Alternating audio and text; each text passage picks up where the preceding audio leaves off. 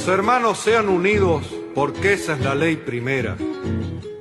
Tengan unión verdadera en cualquier tiempo que sea, porque si entre ellos pelean, los devoran los de afuera.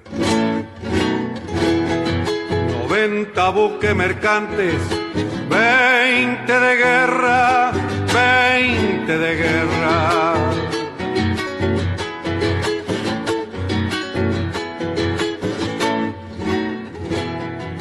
Vienen pechando arriba las aguas nuestras, las aguas nuestras.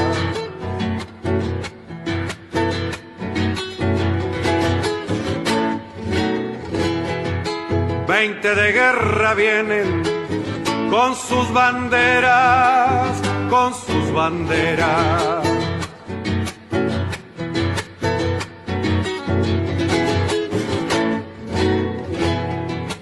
Pucha con los ingleses, quien los pudiera, quien los pudiera, que lo tiro a los gringos, Unigran 7, navegar tantos mares, venirse al cohete, que digo venirse al cohete. Con los acordes y el canto de la vuelta de Obligado, triunfo tradicional, con letra de Miguel Brascó, e interpretado por Alberto Merlo, hoy, 2 de abril, damos comienzo al programa 320 de Obligados a Volver, programa que se transmite todos los miércoles y sábados a las 18 horas por nuestra página en Facebook, Obligados a Volver, programa radial.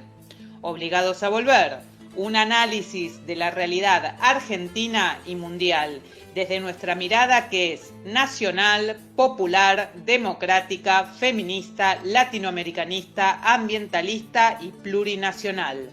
Obligados a volver porque, como dijo el general San Martín, cuando la patria está en peligro, todo está permitido excepto no defenderla. Recordando y reivindicando además nuestras consignas fundacionales: lealtad a Perón, Cristina Conducción. Dirección Norberto Raful y consejo de columnistas y asesores. Locución, quien les habla, Irene Ring. En la operación técnica, Nicolás Rearte. A continuación, Norberto nos comentará, como suele hacerlo, el temario de nuestro programa de hoy. Buenas tardes, Norberto. Buenas tardes, Irene. Buenas tardes a todos, todas y todes los oyentes de Obligados a Volver. Programa número 320, que corresponde al sábado 2 de abril, fecha en que recordamos la gesta de Malvinas y sobre todo homenajeamos a nuestros héroes de Malvinas. Como es habitual, el programa lo organizamos en 2 bloques. En el primer bloque se inicia la columna de Hernán Pereira sobre política internacional, le sigue la columna de Palestina y Medio Oriente de Fernando Izas, que esta vez se va a referir a Irak. Y a continuación, una investigación de Ahí les va sobre los nazis en Ucrania. Hacemos un pequeño intervalo para informar sobre todos nuestros medios de comunicación y abrimos el segundo bloque con el rock nacional, la columna de Clara Inés Ponce-Betty, alias Nair, que hoy presenta A la ira del ser. Seguidamente, la mirada poética de José Mushnik, que hoy se refiere a un monstruo grande. A continuación, el panorama teatral de Marisa Barrera y un recuerdo de Enrique Pinti. Le sigue la columna de Vamos al Cine de Rubén Cusati, que hoy nos informa sobre el Festival de Cine de Mar del Plata. Y por fin, hacemos nuestro homenaje a los héroes de Malvinas, justamente con el tema de Ciro y los persas.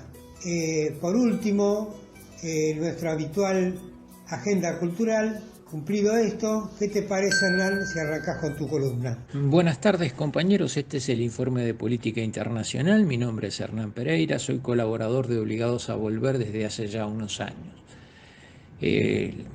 Continúa en el centro de los comentarios y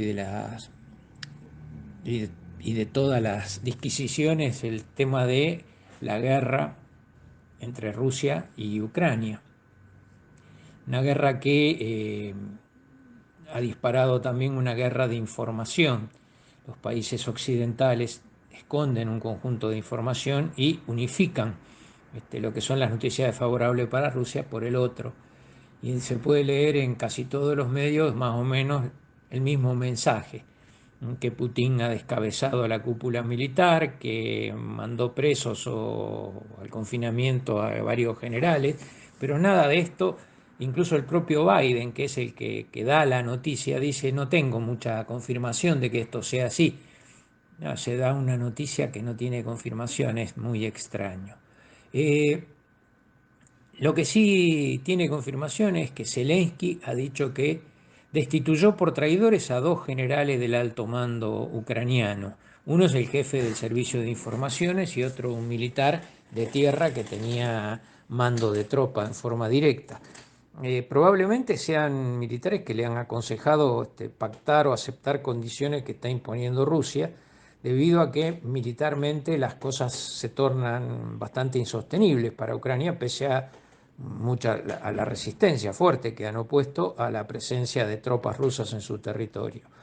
De todas maneras, lo que dice el presidente ucraniano es que toda la región limítrofe con Rusia está en manos de los rusos, que toda la región del Donbass también está en manos de los rusos, y que hay varias ciudades importantes de Ucrania sitiadas y donde va a ser muy difícil continuar con la resistencia. Esto lo ha dicho en un discurso que por supuesto los medios occidentales esconden, ¿no? Esto lo dijo entre jueves y viernes. Se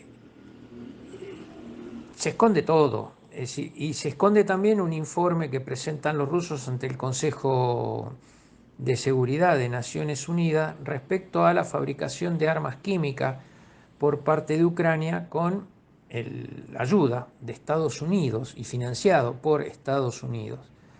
Los rusos han llevado incluso aves que estaban en estos laboratorios, se llaman aves numeradas. ¿Para qué se utilizan las aves? Son aves migratorias, es decir, tipo la golondrina, ¿no? Que viene, por ejemplo, del hemisferio norte al hemisferio sur. Entonces se estudia la migración de las aves, se retienen algunas de ellas y se les colocan gérmenes. Pueden ser del ébola, de peste porcina, de peste aviar, e incluso de COVID. Y cuando esas aves son seguidas vía satélite en sus vuelos, se las vuelve a poner con sus pares, y cuando van volando sobre un determinado país, se activa la cápsula del germen, el ave muere en vuelo y cae sobre el territorio del país al cual se quiere perjudicar. Esto lo denunciaron los rusos y los chinos en el Consejo de Seguridad. Por supuesto, los medios occidentales callaron. ¿De dónde sale la información? De nada menos que el director de Le Monde Diplomatique, Ramonet, que es un conocido periodista internacional y un hombre realmente muy confiable, que ha publicado esto en su sitio de Facebook. Los rusos han presentado muchas pruebas de la existencia de estos laboratorios, y ahora dicen que están en 36 países. Antes era una lista de 24, ahora son 36. No está Argentina entre los 36. En esos laboratorios se estarían fabricando armas químicas y gérmenes que pueden ser de algún modo lanzados o difundidos en países, entre comillas, enemigos o adversarios de Estados Unidos. Los chinos han exigido una inmediata investigación internacional. Los norteamericanos se oponen, obviamente, como hay derecho a veto en el Consejo de Seguridad. Bueno, no se investigan cosas contrarias a los intereses de las 5 grandes potencias que tienen derecho a veto, que son Estados Unidos, Rusia, China, Inglaterra y Francia. Es decir, a ninguno de ellos se lo va a investigar por ningún motivo desde Naciones Unidas, porque inmediatamente vetan la resolución y no se puede llevar adelante, porque si no hay consenso no se toma como resolución del Consejo de Seguridad de Naciones Unidas. Otra de las consecuencias de la guerra, el tema de la inflación. Estados Unidos acaba de liberar sus reservas de petróleo, va a liberar 1 millón de barriles de petróleo por día, Esto provocó una inmediata baja del precio del barril. Bajó de aproximadamente 110, 115 dólares a 100, porque la inflación está castigando duramente al propio Estados Unidos con el alza del precio de los combustibles y significativamente a la eurozona, a los 17 países que integran el mercado común europeo, o la comunidad europea como se llama ahora. La inflación promedio de la comunidad está en el 7,5% anual, que es una cifra desusadamente alta.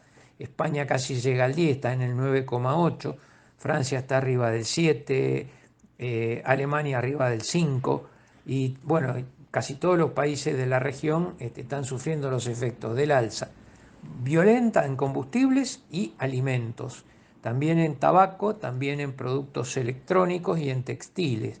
Es decir, se está dando una alza generalizada del costo de vida que afecta duramente la vida cotidiana de los europeos y además esa provoca alteraciones políticas, lo sabemos de sobra y de memoria aquí en Argentina, cómo la inflación cambia el humor social y político de los habitantes de una sociedad. Todo esto consecuencia de las limitaciones. Ucrania ha dicho que su producción de cereales este año va a mermar en un 50% o más. Rusia también, y Rusia ya ha puesto límite a la exportación de aceite de girasol, por ejemplo, dejándolo una cantidad realmente muy, muy baja respecto a lo que eran sus tradicionales exportaciones. Hay que decir que Ucrania era el cuarto mayor exportador de trigo del mundo y estaba peleando el tercer lugar en maíz. Es decir, que es un gran productor internacional y su falta o su reducción de participación en los mercados internacionales está afectando y va a afectar en el futuro el precio de estas materias primas esenciales para la vida. También hay que comentar que ha dicho Putin y ha dicho también Zelensky que todavía no están dadas las condiciones para firmar una paz entre las dos naciones, de modo que se espera que la guerra continúe por lo menos por entre 2 y 4 semanas más. Los rusos dicen que tienen que desnazificar a Ucrania y que tienen que obtener garantías de desmilitarización de Ucrania. Y bueno, todo esto conlleva un proceso de discusiones y negociaciones bastante arduo que no parecen tener fin en lo inmediato. Hay que aclarar también que Rusia acaba de reconocer en Georgia a dos repúblicas que le restan territorio a esa nación, Osetia del Sur y Abjasia, que son dos poblaciones nacidas, dos naciones a partir de grupos étnicos particulares, una sobre el Mar Negro y otra en la frontera entre Georgia y Rusia, y los georgianos han aceptado esto porque ya perdieron una guerra con Rusia en forma muy violenta en el 2008, donde también se cercenó parte de su territorio. Y ahora se consuma este otro avance territorial ruso, porque Osetia del Sur ha pedido la integración directa a Rusia, y Abjasia entre tanto no, pero tiene muy buena relación con Rusia y dependencia económica muy fuerte. En cuanto a nuestra América Latina, se sigue perfilando como gran candidato triunfador en Brasil Lula para las elecciones del próximo octubre, digamos que todos los medios y todos los sectores importantes de Brasil coinciden en que va a ser el ganador.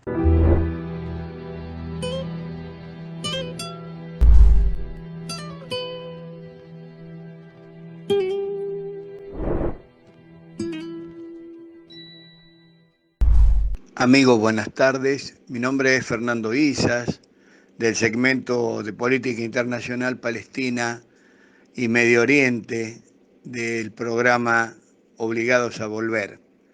Hoy empezamos nuestra primera entrega de 3 micros referidas a la Yamahiría Árabe al-Irak, la República de Irak.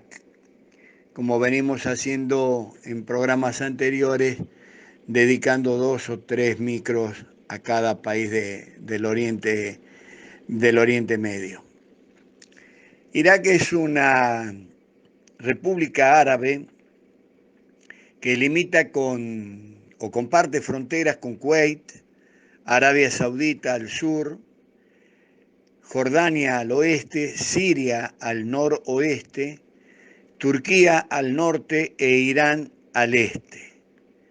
Tiene una estrecha franja de costa en el Golfo Pérsico y hay 2 grandes ríos emblemáticos de un gran caudal y un gran poderío hídrico en la zona, muy apetecidos por algunos regímenes de la zona, el río Tigris y el Éufrates. Estos proporcionan tierra donde se desarrolla la agricultura, en contraste casualmente con el paisaje desértico que abarca la mayor parte del Oriente Próximo. La riqueza de los afluentes de estos ríos Tigres y Éufrates, es un largo apetito que persigue el enclave colonial israelí en la Palestina ocupada, casualmente que desde su creación en 1948 no tiene y presenta el catastro internacional, las fronteras delimitadas. Justamente en esta fecha tan particular, ayer 30 de marzo, se conmemora el Día de la Tierra Palestina. Estamos a horas de conmemorar nuestra aventura para recuperar nuestras Islas Malvinas, producto del desvarío de una dictadura militar que, aprovechando la coyuntura de este desembarco en nuestras islas, pretendía de alguna forma u otra entronizarse en el poder de facto que habían iniciado en 1976. Hago esta correlación de datos y trazando esta simetría como normalmente intentamos hacer entre nuestros pueblos de la región con el aparentemente lejano Medio Oriente, y tenemos muchos motivos que nos hermanan y que nos mancomunan en la lucha por la independencia, por la autodeterminación. Y justamente en estos días, además, en nuestra República Argentina, en que se están tratando y dirimiendo la enorme deuda contraída por el gobierno del expresidente Macri con el Fondo Monetario Internacional, damos cuenta de que son muchísimas las cosas que nos hermanan con las repúblicas, con los países, los pueblos del Oriente Medio, especialmente el mismo colonialismo, el mismo invasor, el mismo patrón de ocupación, de colonización. Por supuesto, a principios del siglo XX, finales del siglo XIX, no se hablaba en términos de Fondo Monetario Internacional, el Club de París y tantos otros organismos usureros, pero sí se dirimía la lucha de los pueblos en otra instancia, y es lo que le pasó a Irak. Justamente otro de los pueblos y de las regiones sometidas al Imperio Otomano, hoy Turquía, que justamente a principios del siglo pasado quedó bajo de lo que se conoce como el mandato británico, junto con la Palestina ocupada. Vamos a continuar en la segunda entrega, en el próximo programa, de la enorme riqueza cultural, política, social de este país, la República de Irak. Le agradezco a las compañeras y compañeros de Obligados a Volver. Buena semana y nos estamos escuchando en la próxima entrega. Gracias.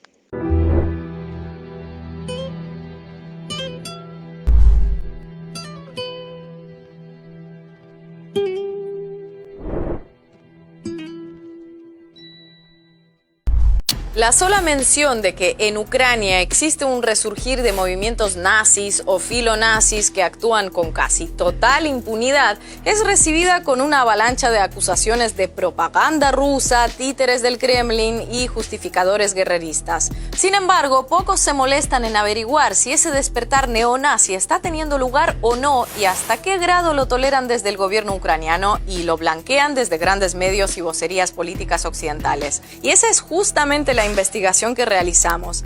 Seguramente este video sea de los más polémicos del canal, lo que es mucho decir. Así que afinen sus teclados y preparen sus comentarios. Pero antes, véanlo completo y sin perder detalle. Ahí les va.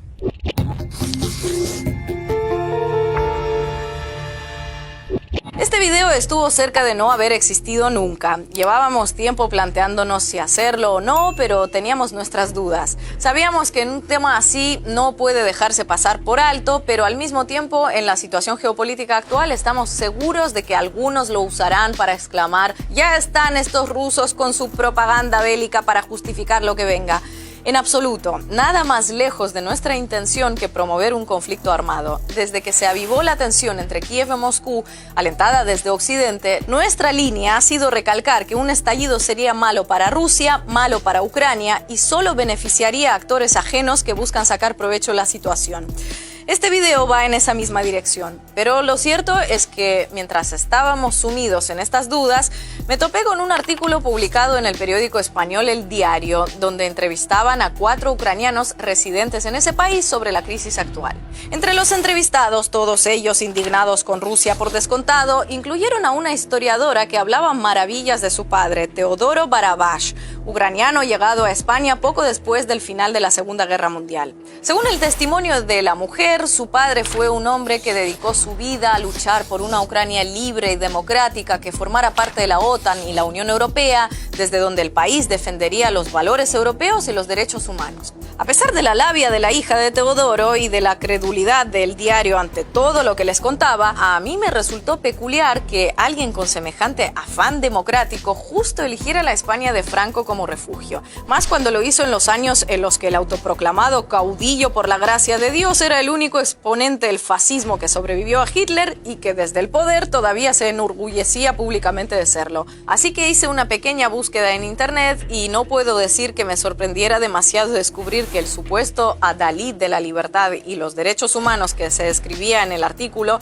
fuera en realidad un colaboracionista nazi de la 14ª División de Granaderos de la Waffen-SS. Ese era el verdadero perfil de Teodoro Barabash, del que en boca de su hija, pero acríticamente y calcando sus declaraciones sin contexto, el diario afirmaba que dedicó su existencia a buscar una vida normal para Ucrania. Entonces tuiteé mi descubrimiento, que vale recalcar que no me llevó más de un par de minutos de tecleos y clics en la red, y el tema se viralizó, con unas consecuencias que prefiero contarles más adelante en este mismo video. Antes, un poco de lo que le faltó al artículo que motivó que me haya tomado la molestia de contarles todo esto que les cuento.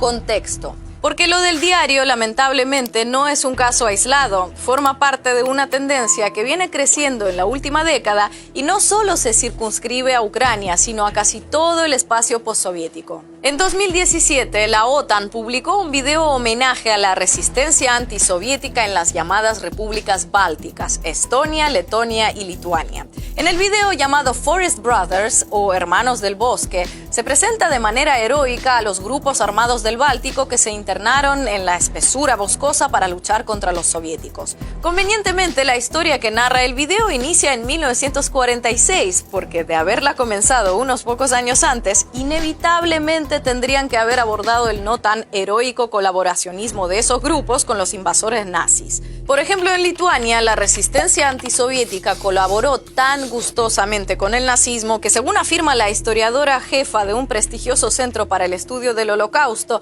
mataban civiles más indiscriminadamente todavía que los propios oficiales enviados por Hitler. En los 3 años de ocupación del Tercer Reich, en Lituania fueron asesinadas cientos de miles de personas, entre ellos alrededor de 9 de cada 10 judíos que vivían en el país, junto con Polonia, uno de los pocos países donde la llamada solución final estuvo cerca de completarse.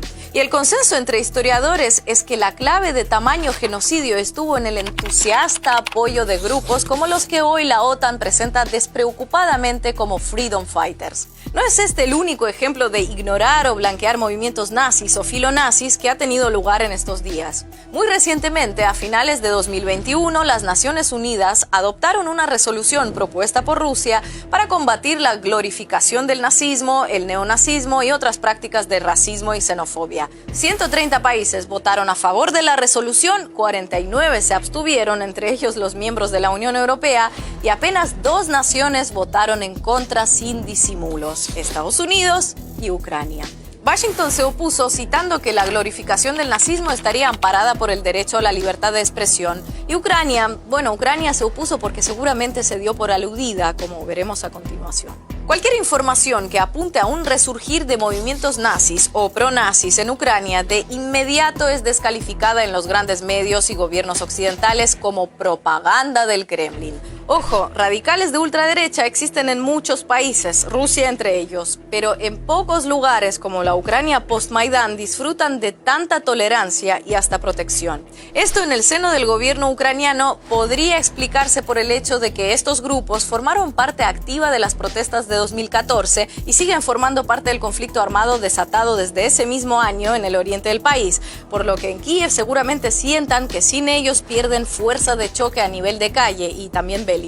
El motivo por el que los grandes medios y gobiernos occidentales, siempre sensibles como debe ser a cualquier brote racista o neonazi, también permiten y hasta fomentan estos niveles de impunidad para filonazis ucranianos, requiere algo más de análisis que dejaremos para el final del video. Ahora vamos con los hechos. ¿Existen estas corrientes neonazis en Ucrania y actúan con complicidad o permisividad de las autoridades? ¿O eso es pura invención de la supuesta propaganda rusa? En cifras absolutas, los filonazis en Ucrania son una minoría, eso hay que dejarlo claro desde el principio. Pero no necesitan ser los más votados para imponer varios puntos claves de su agenda a la mayoría. Una agenda que ya existía antes de 2014, pero que después del Maidán comenzó a expandirse por todo el territorio ucraniano con suma facilidad. Hace pocos meses, en plena capital ucraniana, se produjo un hecho que sería inconcebible en cualquier otro país, especialmente en los europeos, donde se cometieron las mayores atrocidades de la Segunda Guerra Mundial. Un desfile en honor a la división Waffen-SS Galizien. Las SS fueron un cuerpo paramilitar nazi responsable de varios de los peores crímenes contra la humanidad cometidos por el Tercer Reich. Los defensores de estas marchas, y créanme los hay, sobre todo en Ucrania, argumentan que esa división en concreto no fue condenada en los juicios de Nuremberg, dejando de lado el detalle de que la condena del tribunal contra las SS incluyó a todas sus divisiones, aunque no las nombrara una por una.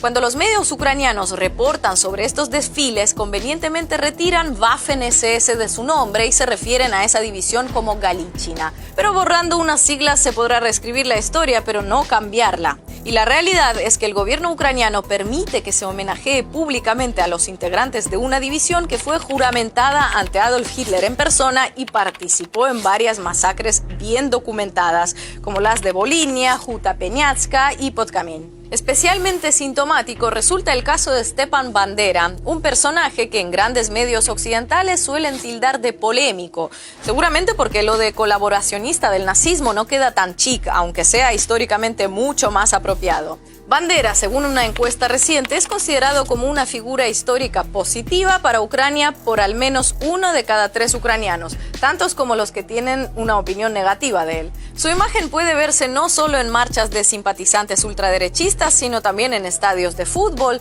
y hasta la representante ucraniana en Eurovisión 2007 recientemente cantó en público "Bandera es nuestro héroe", una especie de himno no oficial de sus seguidores. Pancartas con su rostro también estuvieron presentes en las protestas del Euromaidán en 2014, y el expresidente Yushchenko, uno de los líderes de la llamada Revolución Naranja de 2004, le concedió el título de Héroe de Ucrania en 2010. Ahora, ¿quién fue este personaje? Stepan Bandera fue un ultranacionalista ucraniano que en su enfrentamiento con la Unión Soviética no tuvo reparos en que el brazo armado de su organización de nacionalistas ucranianos colaborara con los invasores nazis y participara tanto por acción como por omisión en masacres cometidas contra civiles, fundamentalmente polacos y judíos. ¿Y quién dice que colaboró con los nazis? Ahí les va el Kremlin. Pues no solo ellos, también lo afirman organismos tan poco prorrusos como el Europarlamento. Lo que pasa es que hay que googlear más allá de los titulares para encontrar esta información. Algo que los periodistas independientes no suelen hacer cuando se trata de informar sobre cualquier cosa que ocurra al este de la Unión Europea. No crean que todo lo que les cuenta se circunscribe a un puñado de nostálgicos por el pasado nazi, no. La afinidad del famoso batallón de Azov con el neonazismo es tan notoria que pocos en Occidente la niegan abiertamente. El Congreso de Estados Unidos, según el año y el momento político, ha llegado a prohibir la asistencia militar a este grupo, todavía activo en el frente del Donbass, debido a su ideología supremacista blanca. Su logo está inspirado en el usado por una de las divisiones de las SS, y nada simboliza mejor la impunidad con la que actúan que el hecho de que con semejante prontuario llegaran a ser apoyados públicamente por el Ministerio de Interior ucraniano. Otro ejemplo con inequívoco aroma a ultraderechismo es la web Mirotvorets, que se dedica a publicar información personal sobre aquellos a los que consideran enemigos de Ucrania,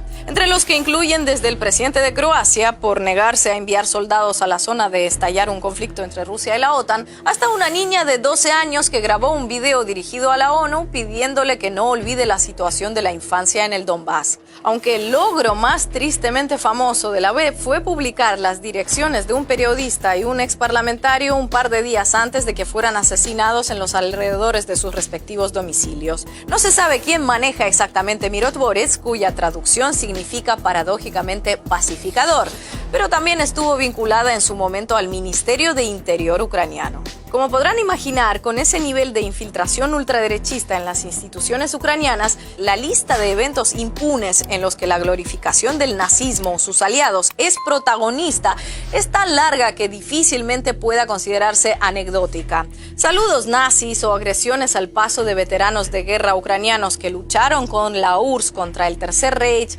exhumación de miembros de las SS con honores militares, presentación de libros con asistentes luciendo orgullosos un uniforme nazi, concejales publicando citas del Mein Kampf de Hitler en redes sociales, antiguos miembros de las SS siendo condecorados que, llevados por la emoción del momento, no pueden reprimir un saludo con el brazo en alto, y hasta exministros asistiendo a conciertos de bandas neonazis. Todo esto lamentablemente forma parte de la cotidianidad en Ucrania, y es imposible entender el conflicto que estalló ahí hace casi 8 años sin tener este hirviente caldo de cultivo en cuenta.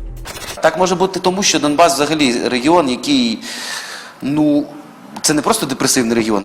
Там просто дика кількість абсолютно непотрібних людей. Нам не треба розуміти Донбас, нам треба розуміти взагалі український національний інтерес. А Донбас треба просто використати як ресурс. Як це там жорстоко не прозвучить, є певна категорія людей, яких треба просто вбити.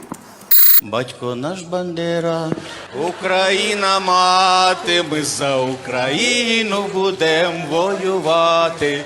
Если я вижу каждый день у себя дома снимок мальчика 5-летнего, скульптура в одном из сел Галичины, все, хватит, не надо. убитого вместе с... Держите. Праздничком вас. Спасибо. Вместе с населением этого села. Это с ними надо примириться. Все, хватит. И эту скульптуру мальчика 5-летнего убрали сейчас, чтобы люди не помнили об этом и не знали. в Украине стоит баррикада. По одну сторону баррикады мы ветераны, а по другую сторону государство, которое нас хочет примирить с преступниками войны. Вот это, против этого восстает моя душа. Si recuerdan, al inicio de este largo video, que me agrada que sigan viendo a pesar de su duración, les hablé de un artículo salido en un diario español, de mi reacción en redes sociales ante el mismo y de que les contaría qué pasó después. Bien, pues llegó el momento. Al poco rato de que tuiteara en mi cuenta personal de que la persona que en el diario presentaban como un refugiado ucraniano con profundas convicciones democráticas había sido en realidad un miembro de las SS nazis, se levantó bastante revuelo en esa red social. Ante el aluvión de críticas de usuarios y lectores, finalmente la publicación reaccionó y anunció que retiraría el testimonio de la hija de Teodoro Barabás del artículo, a la vez que pedían disculpas por no haber comprobado el historial del personaje.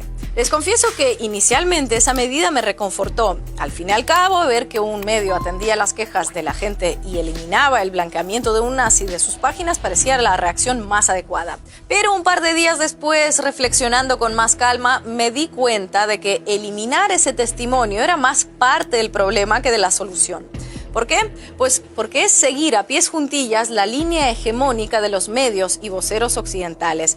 No informar de nada que pueda ser interpretado de alguna manera como remotamente cercano o favorable a las posturas del Kremlin. Nada, aunque sea grave, innegable y necesario. Casi como ver un tipo con el brazo en alto y enfundado en un uniforme de las SS y preferir omitir su existencia a decir clara y rotundamente que es un nazi por miedo a ser acusado de propagandista ruso.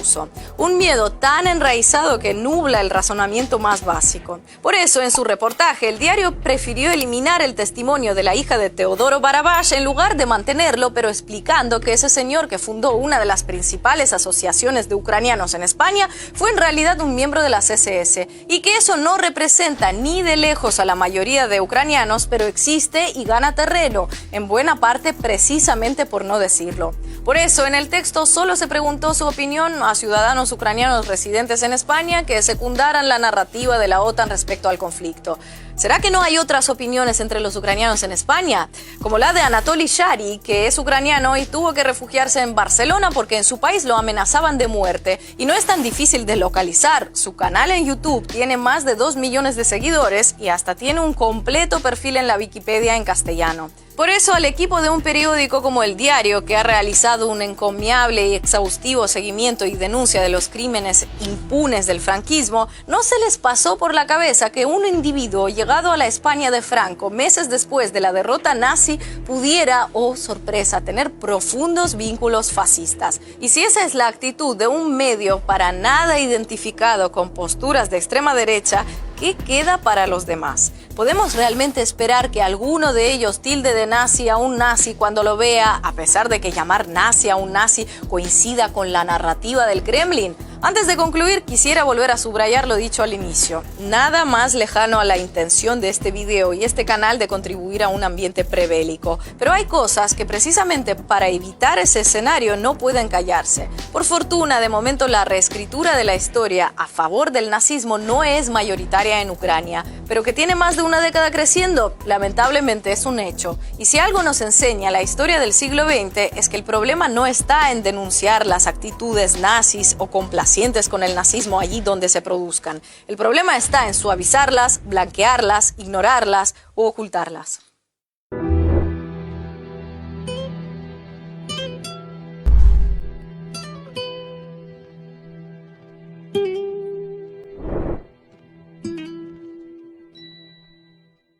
Obligados a Volver se solidariza con Milagros Sala, injustamente detenida desde enero de 2016, y con todos los demás detenidos y perseguidos por el régimen macrista y sus cómplices del sistema judicial, por la pronta liberación de los presos políticos.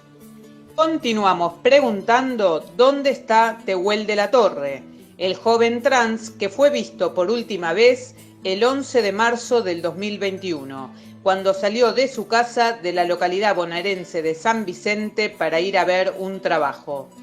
¿Y qué pasó con Guadalupe Lucero, que permanece desaparecida desde el lunes 14 de junio del 2021 a la tarde, cuando jugaba en la vereda de la casa de su tía con sus primos y su hermano mientras la familia festejaba un cumpleaños familiar? Antes de continuar con Obligados a Volver, les invitamos a conocer todos nuestros medios de comunicación. Nuestras páginas en Facebook, Obligados a Volver, programa radial, en la que además de transmitirse las emisiones de nuestros programas, se publican las noticias de política nacional. La Lealtad, Política y Cultura, en la que podrán ver las publicaciones de cultura, noticias de la patria grande y del panorama internacional en general. Y el grupo Obligados a Volver, dispuesto para el intercambio de información y debate entre nuestros oyentes.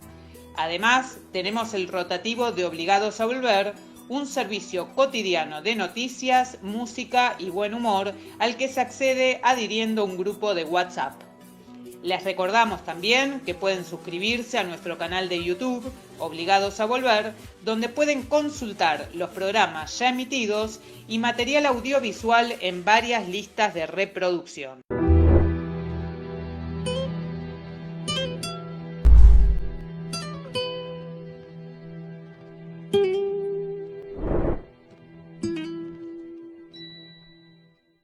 Hola, buenas tardes a todos. Soy Clara Inés Poncebetti, alias Nair, transmitiendo para la columna de rock nacional de Obligados a Volver. En el día de hoy voy a estar hablando de la banda under La Ira del Ser, encabezada por Flavio Tolosano, que son amigos míos y han venido en reiteradas oportunidades al programa que tengo, que se llama 1984, donde las cámaras no miran. El último jueves de marzo, los voy a estar entrevistando en mi programa también para aquellos que quieran escuchar. La Ira del Ser es una banda de rock pesado metálico formada en Hurlingham, Buenos Aires, Argentina, en el año 2011. Cuentan con un EP editado en 2017, un simple editado en 2019 y recientemente publicaron su primer larga duración en el año 2021. Todos estos grabados de manera autogestiva e independiente se han presentado en múltiples oportunidades en escenarios tanto de Capital y Gran Buenos Aires, como así también en la costa y Navarro. Sus canciones son vivenciales, atemporales, hablan de situaciones cotidianas y de la realidad social que se vive a diario. Los integrantes son Flavio Dorgo Tolosano en bajo y voz, Tincho Montenegro en batería, Faca Maidana en guitarra, y ahora se incorporó a la formación Roberto Gordillo. Su discografía consta con un CD en vivo en XLR, año 2017, es un EP. Ya a la acción en 2019, es un simple. La Ira del Ser en 2021, también un LP. Y las vías de contacto, donde los pueden ubicar en Facebook, La Ira del Ser, Twitter, La Ira del Ser, Instagram, también como La Ira del Ser, y en YouTube tienen un canal. Su eslogan es No nos van a parar. También hay un tema que se llama No nos van a parar. Tocaron también en Garín y en la Sala Francisco, hace unos años que lo fuimos a ver, en Hurlingham también. Y el 24 de marzo tocaron en Congreso. Como todos los años se realiza el festival Nunca Más, y ellos estuvieron participando del festival Nunca Más de este año 2022. Allí tocaron el tema Eco de tu voz, que es el que vamos a pasar a continuación, y tocaron junto a las bandas Against, Retro Satán, Bomba al Estado, Tuxteno, Exocet, Holocausto, Basofias y bueno, no, estaba viendo si cuesta un poco el logo de Holocausto para leerlo, pero sí, Holocausto. Y bueno, tocaron, el festival se realiza se realizó y se realiza eventualmente cada año a las 14 horas. A partir de las 14 horas se juntan todas las bandas y toda la gente que sigue, que está en contacto con las bandas del heavy metal, del rock pesado. Se juntan en Congreso, en la plaza, y la verdad que se hace un gran festival y se vive una gran fiesta del 24 de marzo. Cantando, ¿no? Interpretando canciones, obviamente en repudio del último golpe cívico-militar. También es una banda que siempre tiene en cuenta a sus seguidores. Y, por ejemplo, hay un tema donde en los coros se les solicitó a los amigos y seguidores de la banda que graben un coro y luego lo iban a editar para uno de sus temas. Y, bueno, el coro era No nos van a parar, ¿no? Que es el eslogan de la banda de ellos, y hay un tema de ellos que también se llama No nos van a parar, que sería como uno de los cortes de difusión de la banda. Bueno, amigos, eso es todo por hoy. Nos vamos a encontrar el próximo programa, el otro, ya que la columna es quincenal. Esto fue la columna de rock nacional para el programa Obligados a Volver. Yo soy Clara Inés Poncebetti, alias Nair, y fue un gusto poder compartir esta tarde junto a ustedes. Muchas gracias. Hasta luego. Venimos a mantener viva la memoria de nuestros muertos. Todos nuestros seres queridos los llevamos siempre en el corazón y nunca vamos a dejar de pedir justicia por ello. ¡El eco de tu voz!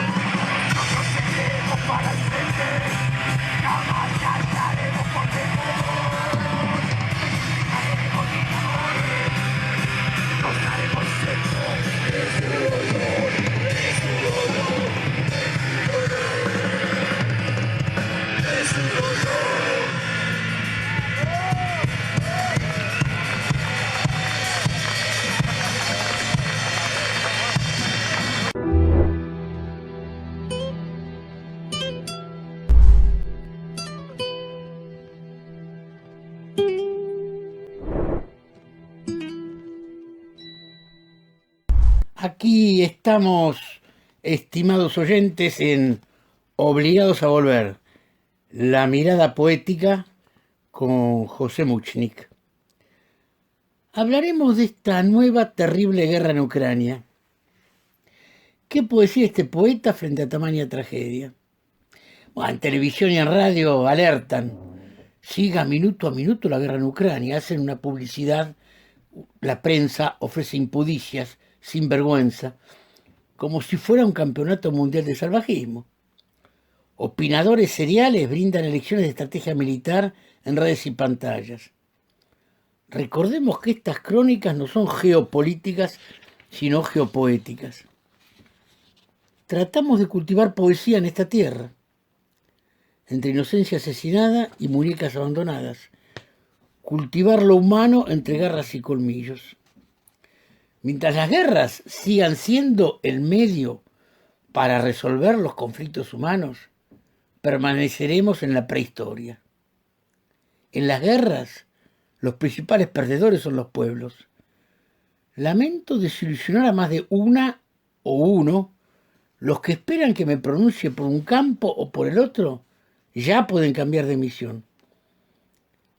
Lamento también que mucha gente que aprecio caiga en la trampa de las posiciones binarias, o justifican al nuevo zar de todas las Rusias en su invasión a Ucrania, o justifican la OTAN y sus políticas guerreras. Las cosas, como la vida, son mucho más complejas. El enemigo de mi enemigo no es mi amigo.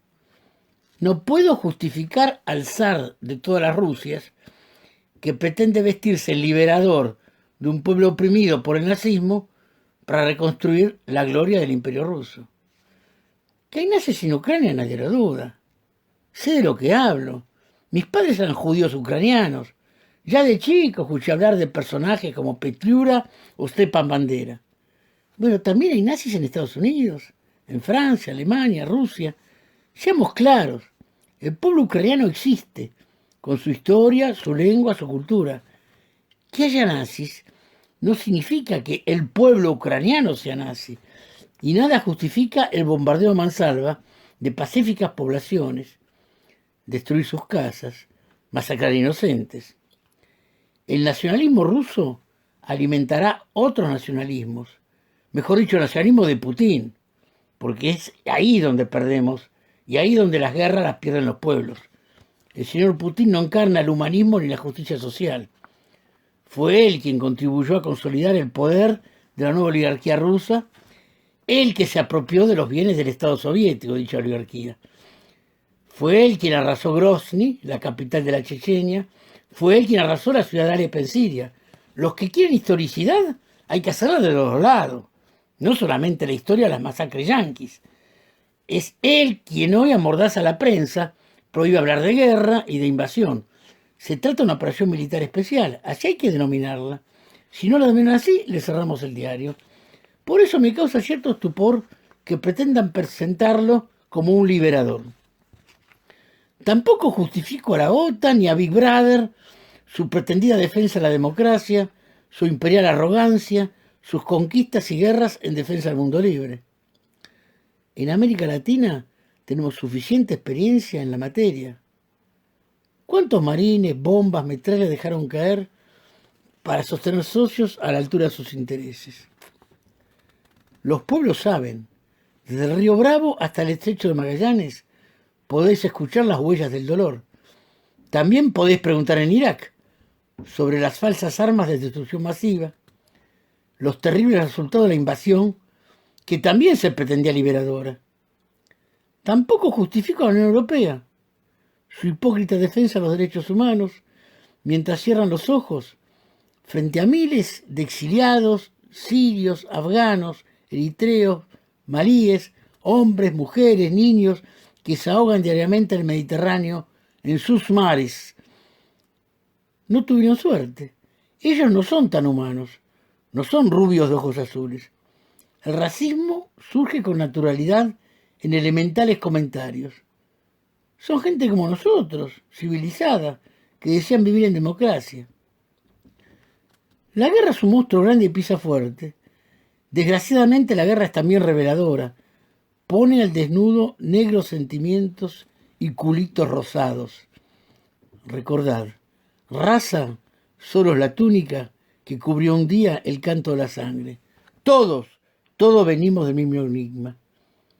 Tampoco justifico las sanciones ni la fobia antirrusa que diseminan con naturalidad los defensores de la libertad. Clausura medios de prensa, lanzan casas de brujas, tribunales de inquisición atacan artistas, músicos, poetas, deportistas, hasta llegan a censurar a Dostoyevsky, llegan a censurar a Tchaikovsky. ¿Campañas de humillación y de indignación? ¿En nombre de quién? ¿Del mundo libre y civilizado? No, gracias. Ese no es mi mundo, ni mi civilización. Bueno, ya sé que no es fácil rechazar todos los pescados podridos que pretenden vendernos. Ustedes me dirán, y al final, ¿usted con quién está? Y no estoy con este pescado podrido y me niego a decir que las cosas son blanco o negro. Pretendo seguir buscando pescado fresco. Estoy contra la guerra, no porque defienda un pacifismo aromatizado a la bergamota. Estoy contra la guerra justamente por eso, porque es un monstruo grande y pisa fuerte. Estoy contra la guerra, el racismo, los nacionalismos estrechos, pues alimentan el odio, conducen a matarnos los unos a los otros, aunque seamos hermanos, como el pueblo ruso y el pueblo ucraniano. Vuelvo a insistir que por esas razones me entristecen estrategas y analistas que construyen callejones binarios sin salida, o justifican la campaña guerrera del zar para defenderse de la OTAN, o defienden el intervencionismo guerrero de la OTAN y su campaña antirrusa. Lo que quiero es que salgamos del túnel. Quiero que encontremos una puerta verdadera, una puerta y una respuesta verdadera, una puerta que permita caminar hacia nuevos horizontes. Esto no va más. Recalentamiento climático, catástrofes ecológicas, economías oligárquicas. Quiero vida, tan sencillo como eso. La existencia misma del ser humano está en peligro, más allá de razones políticas y patrióticas fronteras. El progreso tecnológico fue expropiado por una élite dirigente. La sociedad de la información y del control está aniquilando nuestros espacios de libertad. Guerra, guerra, guerra. ¿Desde cuándo? ¿Antes de la manzana roja? ¿Antes del verbo en la caverna? ¿Antes de piedras en bocas rotas? Abrid venas. ¿A quién pertenece esa sangre? ¿A rusos? ¿Ucranianos? ¿Chinos? ¿Americanos? ¿A franceses? ¿Malíes? ¿Palestinos? ¿Israelíes? Una sangre sola surca nuestras venas. Humanidad no alcanza a devenir humana en esta tierra. Única casa, la nuestra, la vuestra. Guerras desde siempre, desde el umbral de siglos olvidados, desde ojos en Biblias decapitados, desde maldiciones aún ignoradas. ¿Culpables? Todos, nadie. Imperialismos de ávidos colmillos, racismos de ideologías asesinas, inocentes, rezando de rodilla. Paz, no nombrarla, no la nombres, paz, no nombrarla. Neutralidades prohibidas, lanzad misiles y metrallas, que corra la sangre de vida. Paz, no nombrarla. Paz, palabra maldita, palabra de flojos y poetas, palabra de traidores y maricas. Epílogo biodegradable. Inútil escribir. Trituro palabras. Fermentan solas. Un ruiseñor las bebe. Levanta vuelo borracho. Perfora el cielo por descuido. Sorprende a Dios con sus vestales. Dormido. Estimados oyentes, con estas palabras me despido. Hasta la próxima mirada poética en Obligados a Volver.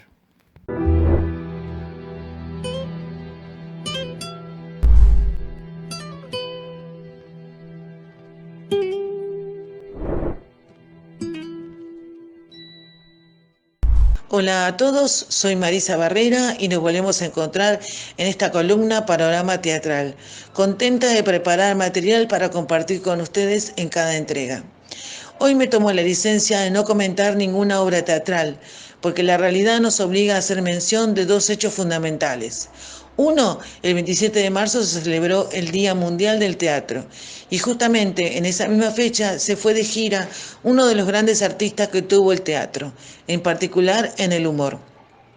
Estoy hablando de nuestro querido Enrique Pinti, que después de un cuadro de diabetes severa y problemas circulatorios en las piernas y de una gran depresión desde que comenzó la pandemia, partió. Como se dice en la jerga teatral, se fue de gira. Su partida generó un gran impacto en la comunidad del espectáculo en general, ya que él no solo se limitó solo a las tablas, sino también participó en radio, televisión y cine. Pinti fue un símbolo del humor argentino de los últimos 50 años y representó como nadie las desventuras de la Argentina en su emblemático espectáculo Salsa Criolla, con el que hizo 3.000 funciones en 10 temporadas y con más de 3 millones de espectadores. Aquellos que no pudimos ir a ver al teatro El Liceo, lo pudimos haber hecho por Volver, un canal de TV de cable, imperdible. Pero si alguna se la perdió, siempre hay repeticiones de alguna de las funciones que lo hicieron famoso. Enrique Pinti había arrancado a estudiar Derecho, pero tras ver La Marca del Zorro con Tyrone Power, supo que quería ser actor. Sus comienzos en la tabla fueron El burgués gentilhombre de Molière y su primer reconocimiento lo tuvo como guionista para figuras como Andrés Percivale, Osvaldo Miranda y Eduardo Vergara Leumann. Hasta que Canela lo convocó para La Luna de Canela y le dio el lugar de co-conductor. Por muchos años estudió teatro en donde pudo ser protagonista desde ambos lados, como director y como actor. Escribió y protagonizó historias recogidas y el show de Enrique Pinti, hasta que se consagró en Salsa Criolla, una reseña satírica y cruda de Argentina y su historia. Siempre haciendo gala de su prodigiosa memoria, logra así la admiración de un público fiel, que sabe que cada entrada a su espectáculo redundaba en una alegría para el espíritu. Se llevó todas las ovaciones en Salsa Criolla, que fue lanzada, como dije anteriormente, en el año 1985. Allí brilló con sus monólogos, hecho que lo llevó a la consagración y generar un gran éxito. Sin embargo, el arranque no fue color de rosa, porque si bien la obra fue estrenada el 15 de marzo de 1985, con texto, letra, dirección y protagónico del capo cónico, estuvo repleta de complicaciones. Nos cuenta Sipe Friedan, su mano derecha. Nadie, ningún empresario me quería dar una sala para Enrique Pinti, porque no creían en el proyecto. Con su fiel estilo de malas palabras sacada de la vida cotidiana, el artista también se destacó en otros unipersonales, como El infierno de Pinti, Pinti canta a las 40 y Candombe Nacional, entre otras. Además, actuó en los musicales, Los Productores, Hairspray y Antes de que me olvide. Al tiempo que realizó adaptaciones de Chicago, Filomena Marturano y el joven Frankenstein. En televisión encabezó Pinti y los Pingüinos y El Club de la Comedia. También participó en clásicos como Mesa de Noticias, Casados con Hijo, Los Roldán, Mujeres Asesinas y fue jurado en Showmatch y Tu cara me suena. En cine formó parte del éxito de Esperando la carroza, con un papel excelente que lo equiparó a la actuación de todos sus excelentes compañeros. A mí, en lo particular, me sorprendió la película Perdido por Perdido, película de 1993, donde actuaban Ricardo Darín y Carolina Papaleo. Lo vi desarrollar un papel de un personaje totalmente diferente a todos los que lo había visto antes. Tanto que fue elegido mejor actor de reparto por la Sociedad Argentina de Cronistas Cinematográficos. También recuerdo que cenando en un restaurante de Capital Federal, él entró al local saludando a todos. Cuando me retiré, fui a saludarlo a la mesa que compartía con Flavio Mendoza, que al verlo lo invitó a sentarse con su grupo. Recuerdo su excelente predisposición y su afable saludo. Esa actitud me habló de una persona humilde que trataba a todos por igual.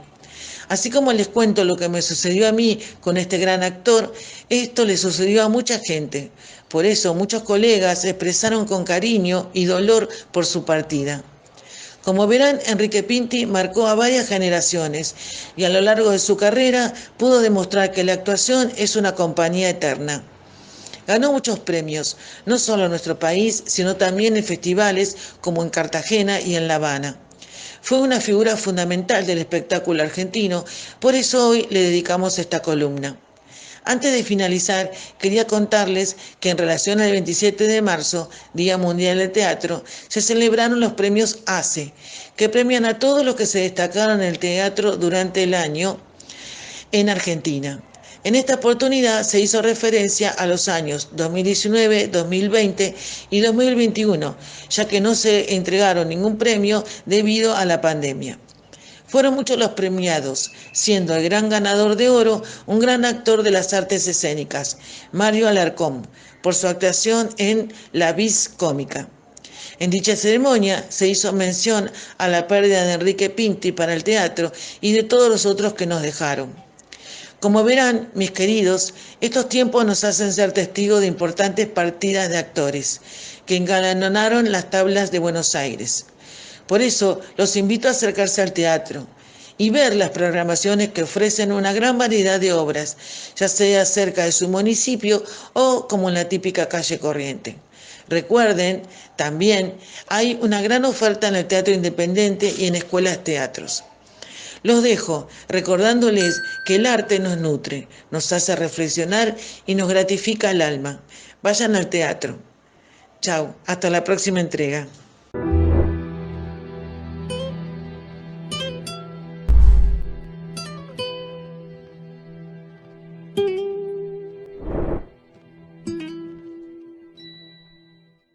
Buenas tardes, soy Rubén Cusati y hoy nos quedamos en la Argentina en el Festival de Cine de Mar del Plata, que se desarrolla durante los meses de noviembre y su premio mayor es el Astor de Oro. Es de categoría A, la máxima otorgada por la Federación Internacional, y fue inaugurado en 1954 por Perón y sufrirá tantas interrupciones como la democracia en la Argentina. La edición de 2019 estuvo dedicada al director y maestro José Antonio Martínez Suárez, quien presidió el festival desde 2008. Nos confirma lo sesgado y a veces arbitrario de los premios que se otorgan en los festivales, pues en los europeos los premios a Iberoamérica son mínimos, mientras que en el nuestro superan el 50%. El cine es una industria y priman otros intereses además de los artísticos. España ya lleva 6 victorias, Italia y México 3, Argentina, Colombia, Brasil e Irán 2 victorias cada uno. En 1959 el festival se convirtió en competitivo y el primer filme que ganó fue Fresas Salvajes, una de las mejores de Ingmar Bergman, pues realizó varias prescindibles. El profesor Borg, de casi 80 años, recibirá un homenaje de su universidad. Tras un sueño en el que se ve como cadáver, inicia un viaje en coche con su nuera y se detiene en la casa de su infancia en donde crecen las fresas salvajes y vivió su primer amor. La película transcurre a través de oníricos y exquisitos planos, el sueño premonitorio y racontos. La dirección de actores es magistral, como suele ser la de Bergman, que proviene del teatro, y las exquisitas actrices que convoca y que han sido sus parejas, en este caso Vivi Anderson e Ingrid Tullen, están espléndidas. Otra de las razones de su éxito fue introducir el psicoanálisis, tan de moda en el siglo pasado. El sueño fue analizado extensamente en libros y artículos psicoanalíticos. El profesor viaja por carretera, pero sobre todo hace un viaje interior, una mirada al pasado desde diferentes puntos de vista en la que descubrimos su egoísmo y la indiferencia hacia los problemas de los demás, la frialdad en las relaciones y sus traumas infantiles, especialmente con su padre, prácticamente ausente en todas las secuencias, y su madre despótica y fría. Asoman todos los temas que marcarán la carrera del sueco: la lucha entre la fe y la razón, la manera de enfrentarse a la muerte, la incomunicación en el matrimonio o la férrea educación cristiana. En el umbral de la muerte, Bor se duerme con la sensación de que ha rendido cuentas consigo. 2 años después, en 1962, el festival premia Los días contados, del gran Elio Petri, cuyo tema roza el anterior. Cesare, de 53 años, viaja en un tranvía y presencia la muerte de otro pasajero más o menos de su edad, fulminado por un infarto. Impresionado, decide dejar su trabajo de plomero, que ejerció por más de 30 años, y se replantea su vida. Elio Petri, recordado por sus filmes políticos con el actor Jean-Marie Volonté, ya en su segundo film, realiza una obra maestra, reflexionando sobre el paso del tiempo y la fugacidad de la vida. Pero Cesare, además de bucear en su interior, peregrina por una Roma monumental, atisbando no solo sus problemas, sino los de la sociedad. Cesare toma la decisión de intentar disfrutar al máximo el tiempo que le queda, pues se ha dado cuenta de que tenemos los días contados, y cualquiera de ellos, quizá hoy, pueda ser el último. Y lo primero que hace es ir al cementerio. Su personal odisea lo llevará a visitar a personas y lugares que marcaron su vida, la casa en la que nació o una antigua novia con la que no recuerda muy bien por qué no llegó a casarse. Petri, a diferencia del sueco, no usa racontos, ni sueños, ni imaginaciones. Todo es presente. El problema es que necesita dinero para seguir adelante. Pero, ¿de dónde sacarlo? Se desespera y pedirá prestado, recibirá consejos de un mendigo, aceptará simular el accidente para cobrar el seguro, ayudará a una joven de la pensión que lo defrauda, irá de putas, intentará una miserable jubilación que aún no le corresponde. Mas todo será en vano, y el final pone de manifiesto la genialidad del mejor guionista de todos, Tonino Guerra. La cámara y el montaje de Petri están en la vereda de enfrente de la pulcritud e impecable técnica de Bergman. Son nerviosos, parecen desprolijos, pero se adelantan también a su tiempo. Deseo citar a otra gran película sobre la vejez, Muerte en Venecia, de Luchino Visconti, de 1971, a la que considero la mejor de todos los tiempos. El Oscar 2022, por otra parte, dejó un magro resultado en películas que considero menores y que algunas he comentado brevemente en este espacio. La próxima seguiremos comentando algunos premios de nuestro festival. Será hasta entonces.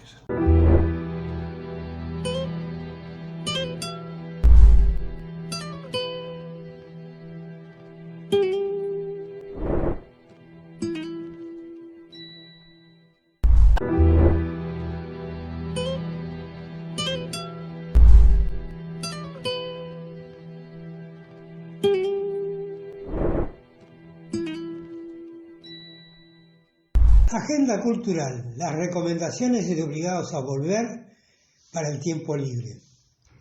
Hoy, sábado 2 de abril a las 21 horas, noche de tango en Je suis Lacan, con la voz y las letras de Andrea Boloff y el acompañamiento en piano y arreglos de Oscar Delía, en Balcarce 749 San Telmo, reservas al 11 3123 1586. Los esperamos el sábado próximo para nuevas recomendaciones de la agenda cultural.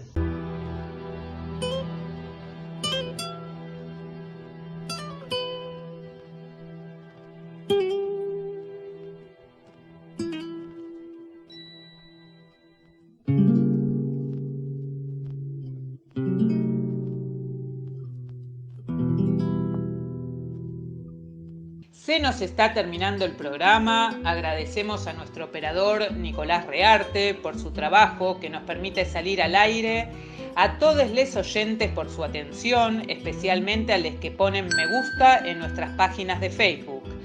Antes de despedirnos, les recordamos que nuestro programa de radio Obligados a Volver se transmite todos los miércoles y sábado, siempre a las 18 horas, y tenemos una nueva propuesta. La entrevista, un buceo sobre los orígenes y actividades actuales de personalidades destacadas, los lunes a las 21 horas. También les informamos que desde mediados del año pasado nos hemos incorporado a la red de programas de radio Vamos a Andar, sumando a muchos de sus integrantes a nuestra lista de columnistas invitados. Este fue otro programa de Obligados a Volver, emitido desde nuestra página en Facebook, Obligados a Volver, programa radial. Volvimos, pero estamos obligados a seguir militando, porque la patria sigue estando en peligro, ya que la derecha reaccionaria conspira para derrocar a nuestro gobierno, que con sus aciertos y errores trata denodadamente de resolver las dificultades provocadas por las dos pandemias. Por eso, continuaremos con nuestra tarea, siguiendo el legado del libertador San Martín. Cuando la patria está en peligro, todo está permitido, excepto no defenderla. Recordando y reivindicando nuestras consignas fundacionales. Lealtad a Perón, Cristina Conducción.